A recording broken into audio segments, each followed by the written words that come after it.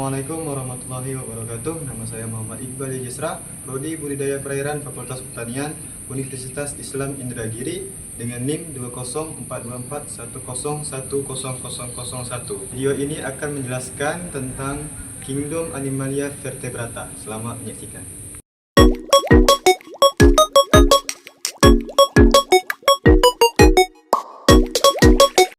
Jadi, apa itu vertebrata? Vertebrata adalah subfilum dari filum Chordata. Hewan-hewan dalam kelompok ini memiliki struktur tubuh yang lebih kompleks, dengan tulang belakang atau columna vertebralis sebagai ciri utama. Tulang belakang ini berfungsi untuk melindungi sumsum tulang belakang dan memberikan dukungan struktural bagi tubuh. Kelompok vertebrata mencakup banyak jenis hewan yang kita kenal, seperti ikan, burung, mamalia, reptil, dan amfibi. Mereka memiliki berbagai adaptasi yang memungkinkan mereka untuk bertahan hidup di berbagai habitat, mulai dari laut, udara, hingga daratan. Kelas pertama yang akan kita bahas adalah kelas Pisces. Pisces dibagi menjadi dua kelas besar berdasarkan struktur kerangka mereka. Yang pertama, ikan bertulang rawan. Kelompok ini mencakup ikan-ikan yang memiliki kerangka rawan. Rawan adalah jaringan yang lebih fleksibel dan ringan dibandingkan tulang. Ciri-ciri utama mereka yakni memiliki insang terbuka, kulit kasar dengan sel dermal yang melindungi tubuh dari parasit dan cedera, tidak memiliki penutup insang dan tulang giginya bisa lebih berkembang. Contoh ikan bertulang rawan yakni hiu dan pari. Yang kedua yakni ikan bertulang keras. Ikan bertulang keras ini adalah kelompok ikan terbesar dan paling beragam. Mereka memiliki kerangka tulang keras yang lebih kuat daripada tulang rawan. Ciri-ciri utama mereka yakni memiliki operculum, yaitu penutup insang yang melindungi insang. Insang digunakan untuk bernapas dan ditutupi oleh operculum. Kulitnya dilapisi dengan sisik yang melindungi tubuh. Mereka berenang menggunakan sirip yang terdiri dari berkas tulang. Contoh ikan yang bertulang keras yakni ikan salmon, ikan tuna, dan ikan koi. Struktur dan ciri-ciri umum Pisces. Beberapa ciri khas yang dimiliki oleh semua ikan adalah: yang pertama, insang; yang kedua, sirip; yang ketiga, kulit; yang keempat, kerangka; dan yang kelima, reproduksi. Kelas selanjutnya yang akan kita bahas adalah kelas Aves. Aves adalah kelompok vertebrata yang sangat khas karena memiliki bulu, paruh tanpa gigi, dan kemampuan untuk terbang, meskipun beberapa burung tidak bisa terbang. Subkelas Aves. Aves dapat dibagi menjadi beberapa subkelas berdasarkan beberapa ciri morfologis dan perilaku. Subkelas yang pertama yakni Palaeognathae, burung yang primitif dan tidak dapat terbang. Mereka memiliki tengkorak yang lebih sederhana dan tulang dada yang kurang berkembang. Contoh, burung unta. 2. Subkelas Neognathae, burung yang lebih modern dengan kemampuan terbang yang lebih baik dan tengkorak yang lebih maju.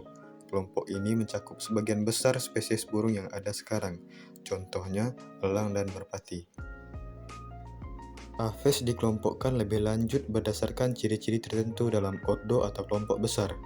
Yang pertama yakni ordo burung penyanyi, yang kedua ordo burung pemangsa, yang ketiga ordo burung unta dan kerabatnya, yang keempat ordo burung air, yang kelima ordo burung darat, yang keenam ordo burung bangau dan kerabatnya, yang ketujuh ordo burung beo dan kakatua, dan yang terakhir ordo penguin. Selanjutnya, kelas Mamalia. Kelas Mamalia adalah kelompok hewan yang memiliki beberapa ciri khas utama, antara lain: 1. Menyusui anak dengan kelenjar susu yang memberikan makanan pada anaknya. Yang kedua, memiliki rambut atau bulu di tubuhnya, meskipun ada yang sedikit atau tidak terlihat, seperti paus dan lumba-lumba. Yang ketiga, berdarah panas, yang memungkinkan mamalia mempertahankan suhu tubuh yang konstan. 4. Tulang belakang, vertebrata, yang mendukung tubuh dan memungkinkan pergerakan. Yang kelima, sistem saraf berkembang baik dengan otak yang besar. Dan yang terakhir, yang keenam, mempunyai gigi yang berbeda-beda untuk berbagai fungsi makan. Kelas mamalia dibagi menjadi 3 subkelas berdasarkan cara reproduksinya. Yang pertama, Monotremata, mamalia bertelur, contohnya platypus. Yang kedua, marsupialia, mamalia dengan kantung, contohnya kanguru dan koala.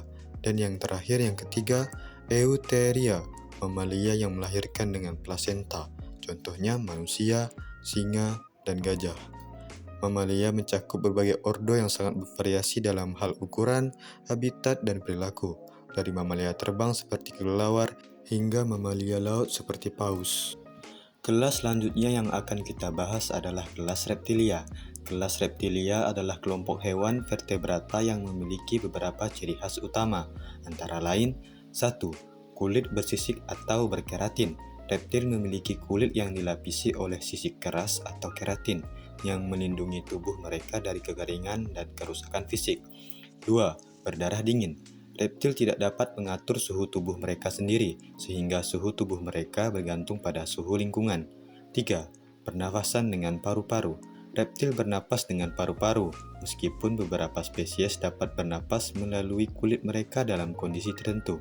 4. Reproduksi bertelur. Sebagian besar reptil bertelur, meskipun beberapa spesies melahirkan, atau vivipar. 5. Memiliki tulang belakang, vertebrata. Reptil memiliki struktur vertebrata yang mendukung tubuh dan memungkinkan pergerakan. Dan yang terakhir, yang keenam, gigi homodon. Banyak reptil memiliki gigi yang serupa bentuknya, terutama dalam ordo seperti ular yang memiliki gigi tajam untuk menangkap mangsa. Kelas reptilia dibagi menjadi beberapa ordo utama, antara lain: 1. Ordo Chelonia, reptil yang memiliki cangkang keras untuk melindungi tubuh mereka, contohnya kura-kura dan penyu. 2. Ordo Squamata, reptil yang memiliki tubuh ramping dan bersisik, termasuk ular dan kadal, contohnya ular kobra dan juga komodo. 3. Ordo Crocodilia, reptil besar yang hidup di air dan darat, seperti buaya, aligator, dan kaiman. 4. Ordo Rhynchocephalia, reptil langka yang hanya ditemukan di New Zealand, seperti tuatara. Reptil mencakup berbagai jenis spesies yang dapat ditemukan di berbagai habitat, dari darat hingga air, dengan adaptasi yang memungkinkan mereka untuk bertahan hidup dalam kondisi yang berbeda. Baiklah, kita masuk pada kelas yang terakhir, yakni kelas amfibia. Kelas amfibia adalah kelompok hewan vertebrata yang memiliki beberapa ciri khas utama, antara lain: yang pertama, kulit lembab dan tipis. Amfibi memiliki kulit yang lembab dan tipis, yang memungkinkan mereka untuk bernapas melalui kulit. Kulit mereka juga membantu dalam mempertahankan keseimbangan air. Yang kedua, berdarah dingin. Seperti reptil, amfibi tidak dapat mengatur suhu tubuh mereka sendiri, sehingga suhu tubuh mereka bergantung pada suhu lingkungan. Ketiga, pernapasan melalui paru-paru dan kulit. Banyak amfibi memiliki kemampuan untuk bernapas melalui paru-paru saat dewasa, tetapi mereka juga dapat bernapas melalui kulit mereka, terutama ketika masih dalam bentuk larva. Yang keempat, reproduksi dengan bertelur di air. Sebagian besar amfibi bertelur di air, dan telurnya biasanya tidak memiliki cangkang keras. Telur ini berkembang menjadi larva, seperti berudu pada katak, yang memiliki insang untuk bernapas. Yang kelima, tulang belakang, vertebrata. Seperti hewan vertebrata lainnya, amfibi memiliki struktur tulang belakang yang mendukung tubuh mereka dan memungkinkan pergerakan. Dan yang terakhir, yang keenam, metamorfosis. Banyak amfibi mengalami proses metamorfosis dari bentuk larva yang bernapas dengan insang menjadi bentuk dewasa yang bernapas dengan paru-paru atau kulit. Lain lagi dengan axolotl, mereka tidak mengalami metamorfosis, sehingga axolotl dewasa tetap bersifat akuatik dan memiliki insang. Kelas amfibia dibagi menjadi 3 ordo utama, antara lain: 1. Ordo Anura, amfibi yang tidak memiliki ekor dan umumnya memiliki tubuh yang ramping, seperti katak dan kodok. 2. Ordo Urodela, amfibi yang memiliki ekor sepanjang hidupnya, seperti salamander. 3. Ordo Apoda, amfibi yang tidak memiliki kaki, juga dikenal sebagai amfibi berbentuk ular, seperti Caecilian. Amfibi dapat ditemukan di berbagai habitat, mulai dari lingkungan air seperti danau atau sungai hingga daratan yang lembab, dengan sebagian besar hidup di dua dunia, air dan darat, pada berbagai tahap kehidupan mereka. Sekian pembahasan kita tentang Kingdom Animalia Vertebrata. Video ini hanya membahas tentang hal dasar dalam Kingdom Animalia Vertebrata. Jadi semoga saja video ini bermanfaat untuk halayak ramai. Sekian, terima kasih.